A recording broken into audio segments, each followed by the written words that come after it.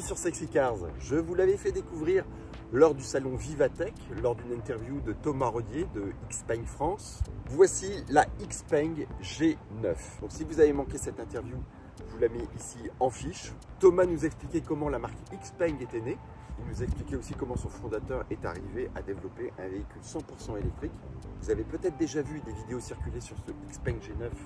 Donc cette vidéo n'est pas une présentation exclusive. L'avantage, c'est que j'ai pu profiter d'avoir le véhicule pendant 4 jours, que j'ai aussi pu profiter des différentes mises à jour qu'il y a eu depuis, donc de corriger les défauts qu'il y avait en amont. Vous savez, vous me connaissez, hein, moi j'ai une Tesla Model 3 Performance, ma femme a un Model Y propulsion avec batterie BYD. Je dirais que ce gros gabarit est plutôt une concurrente des gros gabarits allemands. Malgré tout, je suis obligé de comparer un petit peu avec mon Model Y, sachant que le Model X a quand même des atouts supplémentaires par rapport au Model Y. Donc si on veut vraiment comparer une Model Y avec une Xpeng, ça serait plutôt sur le modèle qui est en dessous, hein, le modèle G6. J'espère que ce comparatif-là sera également possible sur la chaîne. En tout cas, je m'y engage. Donc là, j'ai qu'un G9, hein, je n'ai pas le G6. Malgré tout, on va pouvoir constater les avancées technologiques qu'a ce véhicule par rapport, je suis désolé de le dire, mais par rapport à Tesla.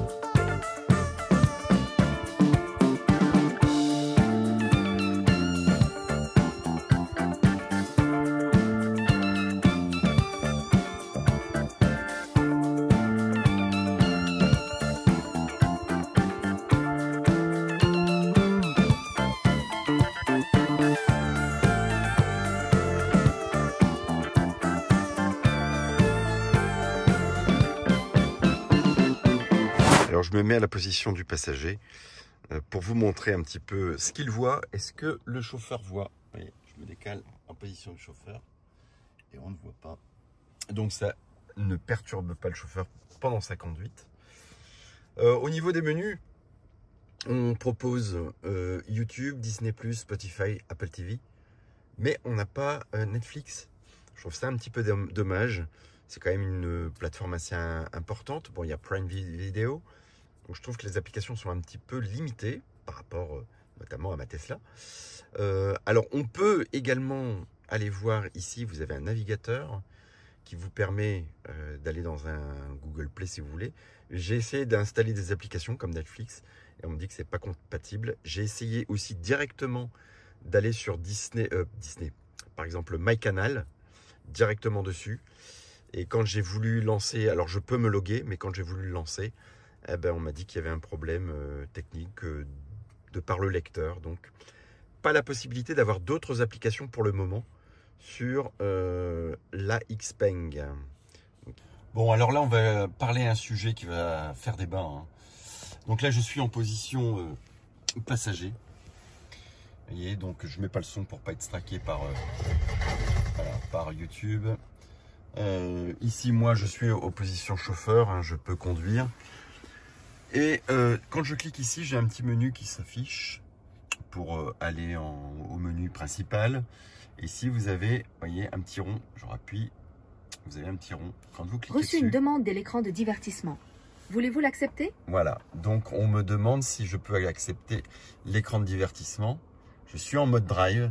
Et là, j'ai la lecture du film. Et vous voyez, je conduis. Qu'est-ce qu'il m'a fait?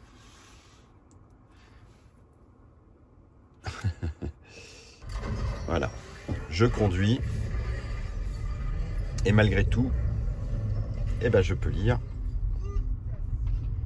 le film pendant que je roule. Petite limitation tout de même, vous allez le voir. Je vais entamer une marche arrière. Je mets une marche arrière et là forcément j'ai la caméra de recul qui s'affiche. Voilà.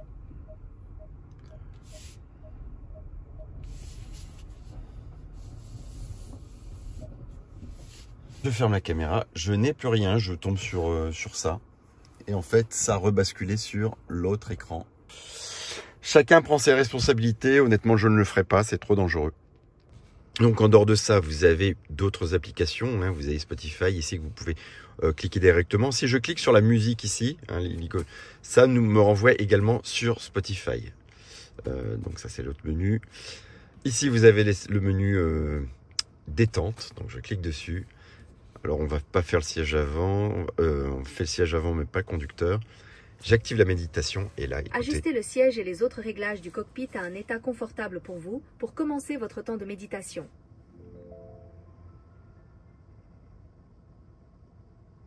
Let's start by finding a comfortable posture.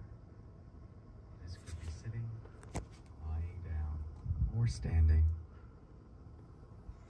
And if it feels okay to do so, you can allow your eyes to close. Bon, je coupe, c'est en anglais. Vous pouvez simplement avoir le bruit des vagues.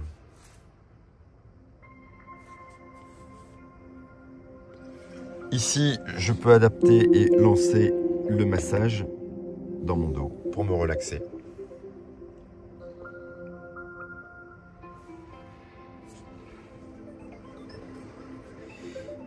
Petite pause, etc. Vous avez détente profonde, exercice de gratitude. Voilà, quelques menus comme ça qui sont bien sympathiques pour se détendre. Et ici, ce sont les réglages, tout ce qui est ventilation et siège. Je peux ici, par exemple... Ah, attendez. Je peux ici, par exemple, si je suis sur massage, lancer un massage là de mon côté, aussi du côté conducteur, ou à l'arrière sur les deux places à l'arrière. Je le sens dans mon dos actuellement, hein, j'ai un massage, alors il est allumé en vert. Ondulatoire, je peux faire une forme de S, c'est-à-dire que ça alterne, ça fait un S dans mon dos. Je ne peux pas vous le montrer en vidéo malheureusement. Pulsation, marche de chat, enfin voilà. Donc un menu massage qui est très complet. Et ici, la force, je les ai réglés. Je ne sens pas une différence très importante entre les trois vitesses, mais bon, voilà. Ça a le mérite d'exister. Je trouve le massage en tout cas super top, super agréable. Même en conduisant, c'est génial. Ma femme adore aussi. Hein. Franchement. Tiens, au fait, vous vous demandez pourquoi je me trouve au milieu d'un champ. Eh bien, tout simplement parce que chez Xpeng, il existe également une option camping. Quand je dis également, c'est logiciellement, mais c'est aussi un kit qu'on va déployer. Ce kit est muni d'une prise allume-cigare qui se branche ici sur la droite. Alors il faut ravancer un petit peu les sièges avant.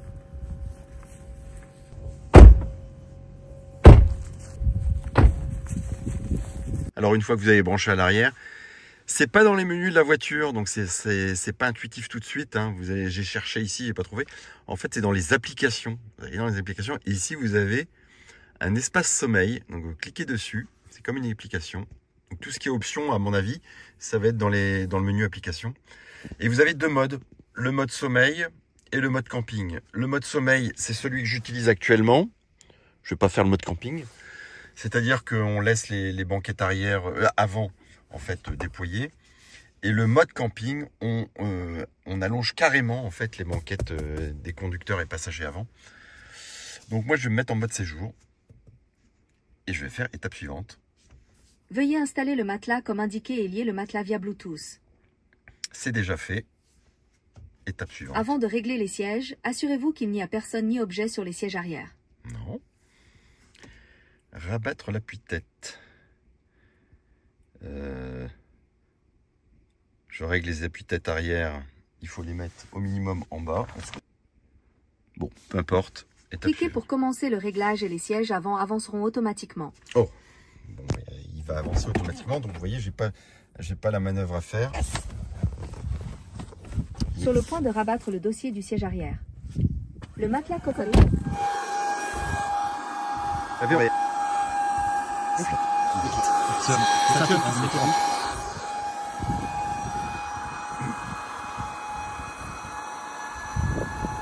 Bon, l'avantage du pneumatique,